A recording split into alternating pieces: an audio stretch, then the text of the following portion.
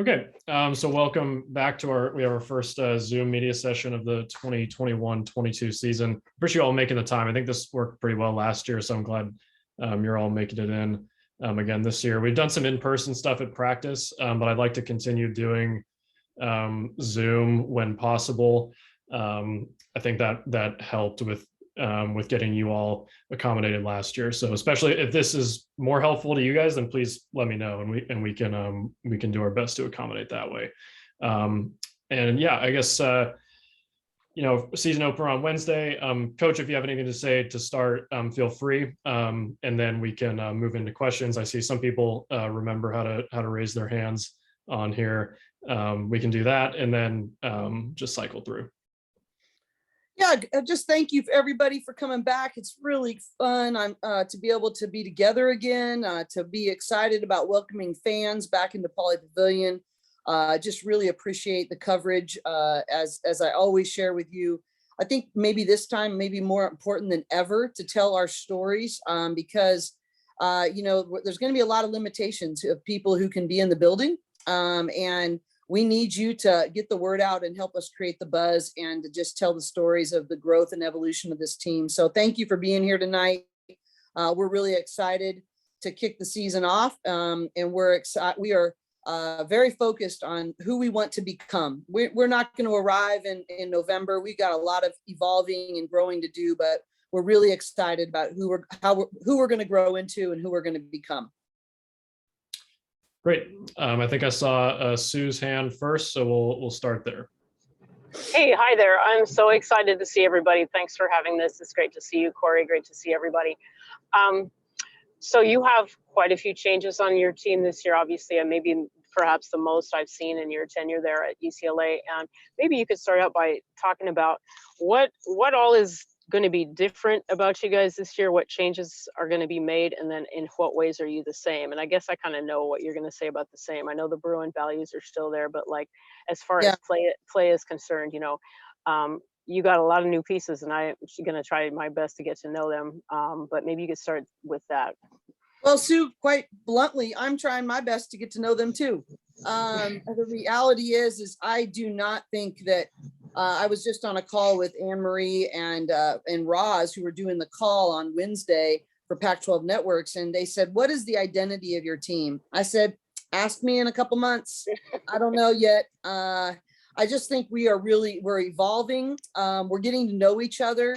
We're trying to become a unit rather than just a sum total of pieces and parts and talent pieces.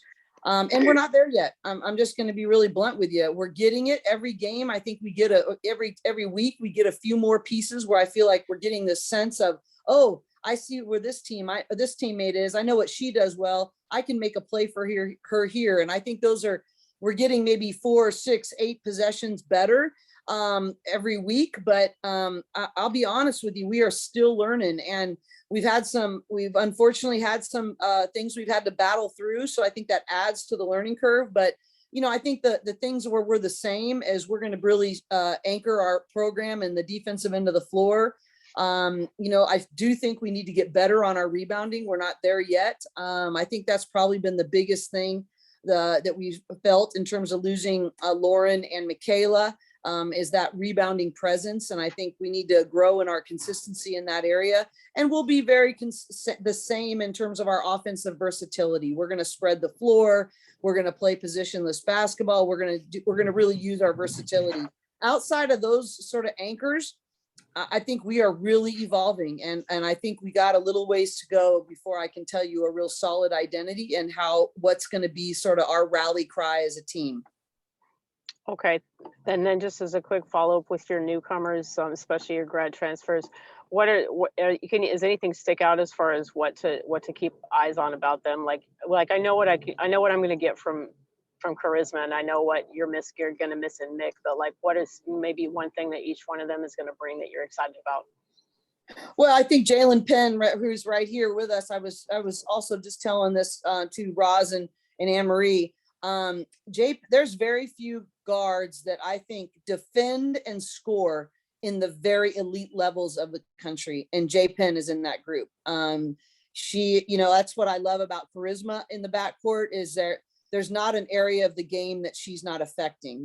Charisma's our leading rebounder right now, and I think Penn is that way in terms of she can score it off the bounce. She's a great 3-point shooter. She isn't even afraid to mix it up in the post. Defensively, though, she can just flat out guard, and her basketball IQ matches that as well. I'm challenging her, and I would say that if she wasn't on the call, to really use her voice more, to trust her instincts and her training.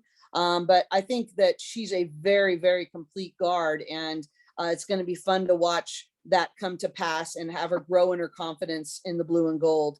Gina Conti's out for a few weeks, but she is such a vocal leader. She gets 2 feet in the paint, sets other people up, and she just frees up Charisma to do some things. But that's going to have to wait a little bit. But there's also opportunity in that. I think Penn feels the opportunity that she has to step up. Like, the time is now. You can't wait around, and I think that's a good thing for her long term.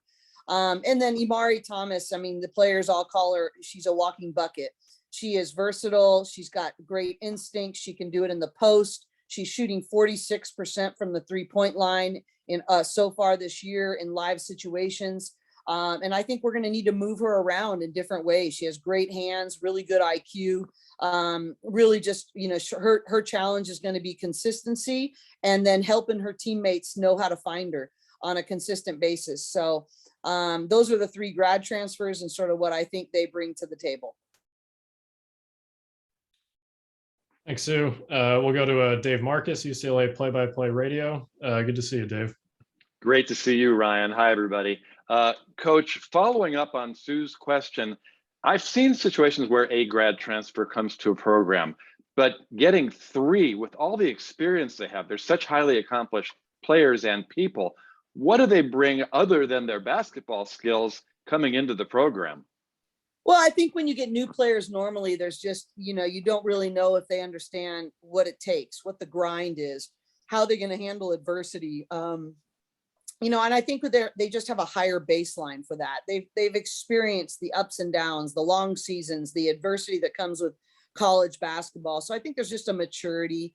I know that sounds sort of like a, pat answer, but that's a blessing, boy, when you have 8 new players that weren't on the roster last year, to have players that you can just trust in their maturity. And I can say to Jaelynn, what has your experience taught you? Trust in that, and sort of us to have, there's some things that don't have to be said with grad transfers that have to be said everywhere else. And I think that's a really nice thing. But it is all new to them. This is a new system. And I think Jaelynn would say, you sort of have to go back a couple steps and then you leap forward using your experience. But it isn't easy, and especially with everyone loves our versatile style of play until you have to learn it. And then it's like, whoa, I got to think and play at a really high level. So that takes a little bit of time. And so short term, I don't think it's been easy for the grad transfers. But long term, their stability and willingness to, and ability to step up in big moments. I look at how Jaelynn responded in our first scrimmage versus Gonzaga, and then again in our next scrimmage against Texas. And I think that's when you see their sort of maturity kick in. And Coach, we know she knows how to shoot in Pauley Pavilion, her buzzer beating 3 to beat the Bruins a couple of years ago. Last year, you had 1 non-conference game before going on the road playing at Arizona to open Pac-12 play. Is having a full non-conference slate a luxury this year? Yeah, I think there's 2 things that have been a luxury that I barely know what to do with. One is scout guys. I know that sounds like a really minor thing, but especially if you don't have 10 people in a given time, like our practices have been able to continue to get better. And we got a really good, almost all new scout guys, but I appreciate them a lot more now after not being able to have them last year.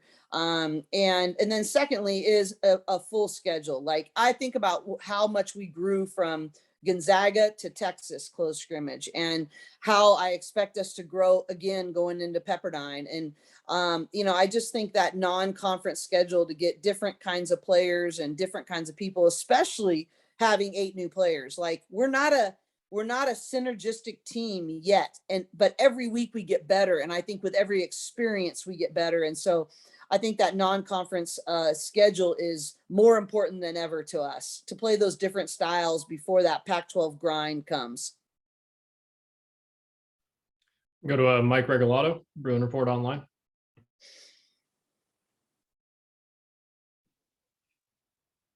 Hey, Coach. Hi, Mike. How you doing?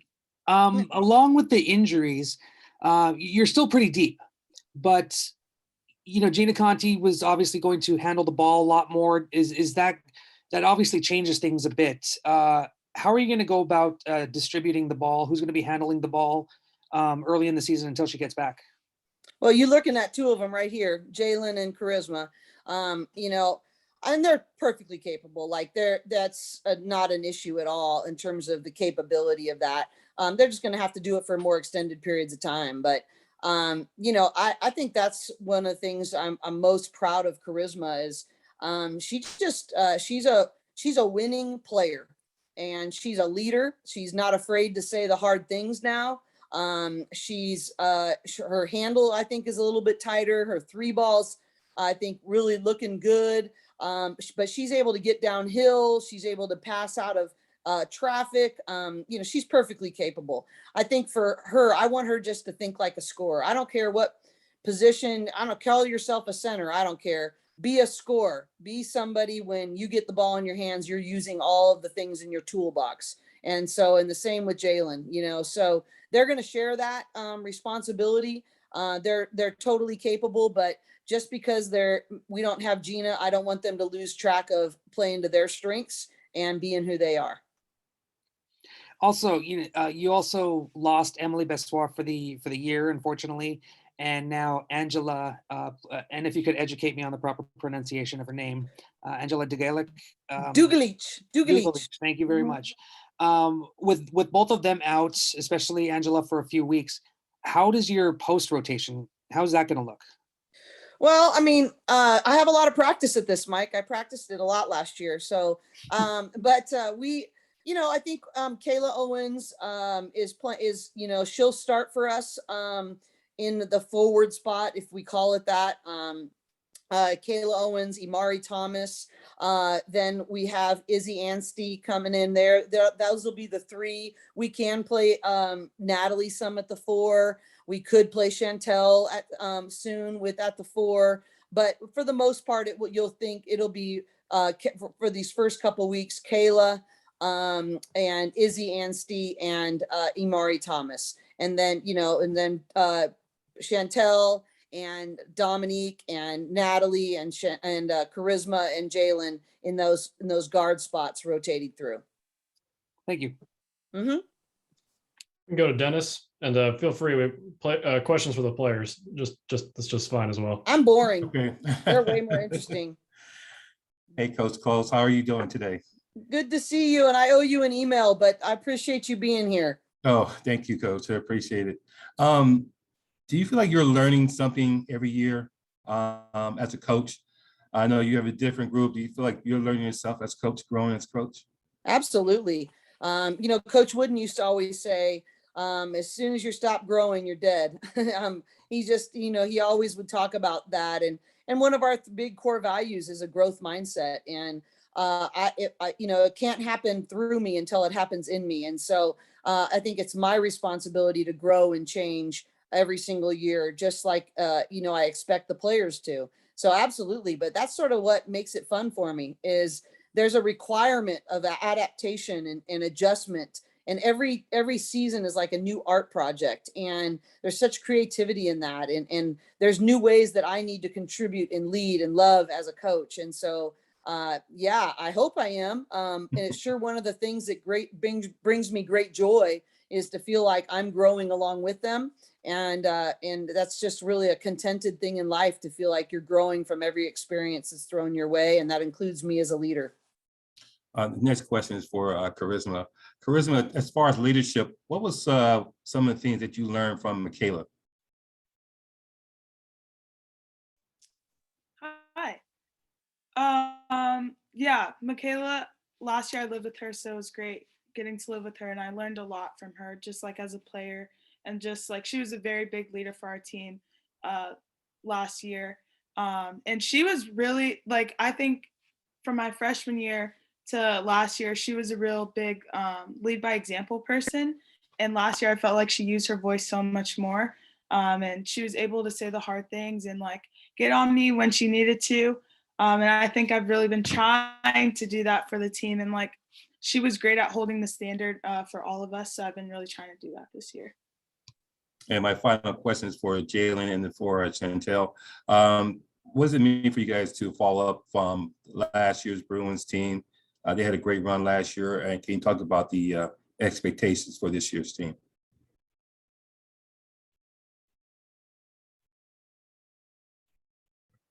Chantel, why don't you start? Yeah. Yeah, I'll start. So last year's season, as we all know, was a very disjointed, just a lot of unknowns throughout the season. So I'm just really excited to have a season that looks somewhat normal with a really talented group of teammates. And I mean, you're saying what our expectations are, and we want to win. We want to go and win a Pac-12 championship and win an NCAA tournament championship. So that's our standard, and that's what we're striving for. And every day we're just putting in the work to try and reach those goals. Jaelynn, you want to add to it? I would say for me, UCLA has always been a top school that I've watched in all my college years. So for my decision to come here, it was definitely to grow as a player, but also to win, to come to a program that knows how to win.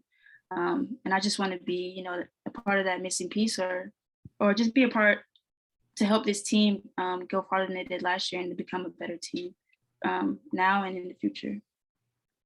Thank you. Go to Francis from the Daily Bruin. Hey, good to see you guys. I have a couple questions for the players. So Chantel, I know, or I believe that you had a relationship with Izzy Anstey before she came over here this season. Like, how has it kind of been, you know, like welcoming her into the team, especially after like that year she had last year? Yeah, believe it or not, we actually didn't know each other back in Australia, but I had met her father once. So prior to her committing, we didn't have much of a relationship, but once she committed and she came on her visit, then we formed that relationship. And, you know, we just have so many commonalities being from Australia. We live like an hour and a half away from each other. So there are just so many things we bonded over in the beginning, and then our relationship has just grown from there. And I'm really glad she's here. She's a really cool piece to our team puzzle, and I'm excited to see what she does on the court this year. And then Jaelynn, obviously coming into the Pac-12, you know, like a lot of people say it's the toughest conference in the country. Like, what are kind of your expectations or like, you know, personal like goals in terms of, you know, like fitting into like a new like conference and coast? That's a good question, because I'm just gonna go with the flow. I know that the conference is a really good shooting conference, so I'm excited to, you know, change my defensive styles and guarding more shooters out on the court. Just keep my defense up. You know, coaches talk about me possibly getting Defensive Player of the Year, so that's definitely, you know, a goal of mine that we talked about with the coaches. Other than that, I'm just going to play my game and stand to that Coach Corey and our teammates uphold, and just go for a win every game. Okay, and then last question is for Charisma. So obviously a lot of people talk about your offense, but you were also like first team All Pac-12 defense last year. Like, have you kind of taken on more of like a defensive leadership role as well this year, or just like, could you speak a little bit to like your defensive role on the team? Yeah, I definitely take a lot of pride in my defense. Honestly, probably more than my offense. But honestly, this year I'm super excited to have Jaelynn and have Kayla back. I think they've really been setting the tone for defense this year for our team, and it's just making my job a lot easier defensively, and other people as well. But them two specifically are two people I can really trust to get a stop and get things done. So I'm excited to have them, and they just make my job a lot easier on defense. If I could just comment on that, I think that people have been asking me what our identity is, and I say that I don't know, but I will tell you one thing I do know. This is one of the best perimeter defensive teams I've ever coached. And I will tell you, I would have put Kennedy Burke and Jordan Canada in that group, but I'll tell you the combination of Jaelynn Penn, Charisma Osborne, Kayla Owens. Those three have definitely separated themselves as elite defenders. They're guarding 2 and 3 people down on possession and covering for people, locking up their own. This is one of the best perimeter it starts with Charisma and Jaelynn, perimeter defensive teams backcourts I've ever coached. We can start Haley from the OC Register. Hi there. Charisma, what's something that you've kind of learned about yourself, or maybe an area of personal growth that you've had since you first got to UCLA?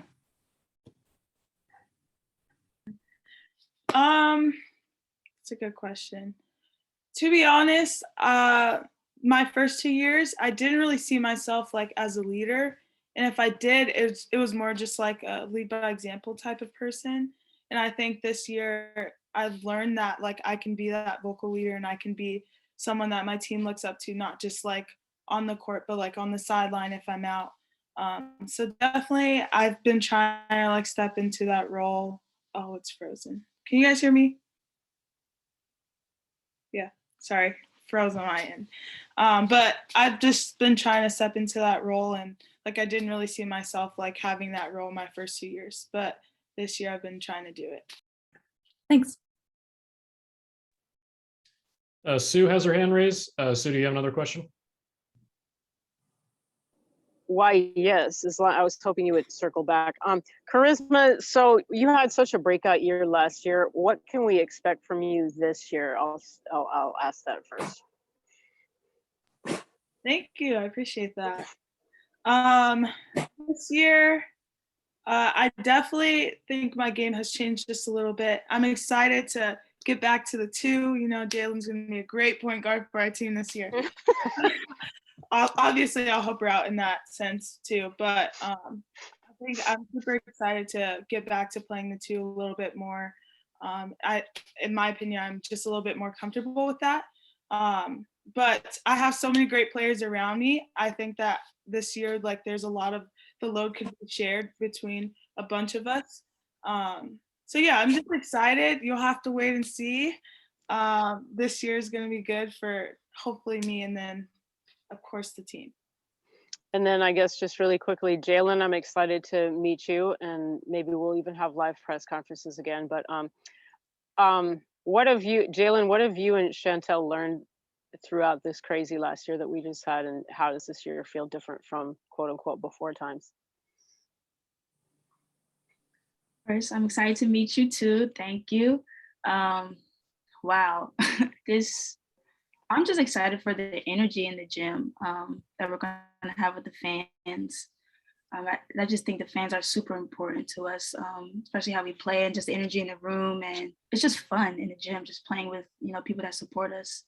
Definitely number one, I'm looking forward to having our family and friends around is definitely a plus.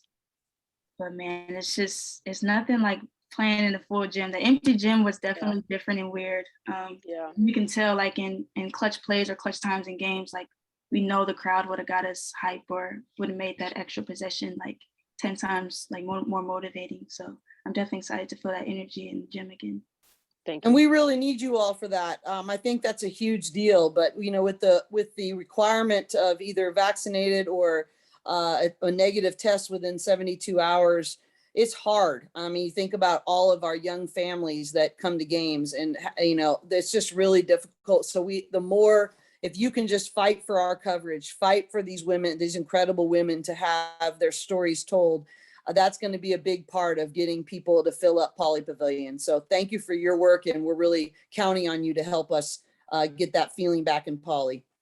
That's really sweet, Corey. I'm sure I speak for everybody saying we're excited to be here again.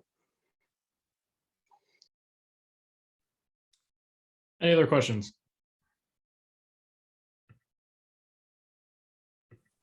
All right, I guess we can wrap it up there then. Coach, do you have one more statement?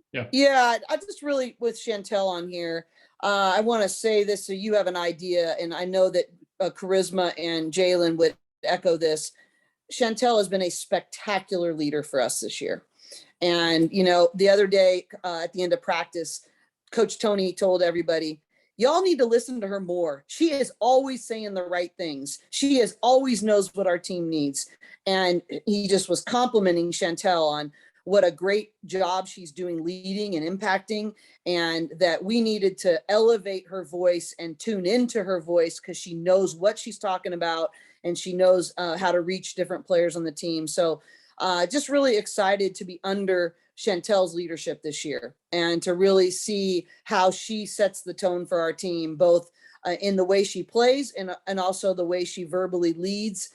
She really does set the tone for us, and look to her for being a major leader alongside of Charisma to really set the tone for our team this year. Thanks, Coach. Thanks, Coach. Yeah, so I guess if that's it on questions, we can wrap it up for tonight. And for those of you who haven't yet, please let me know if you'd like to be on the credential list for Wednesday's game, and I'll keep you all posted on press conference and general protocols for and Ryan, we will have a live press conference, right? We will. Yes. Yeah. Yeah. So with that, I'll say thanks again for everyone stopping by. I know, Coach, we're going to hang on with you for a couple more minutes, but thanks everyone, and have a great rest of your evening.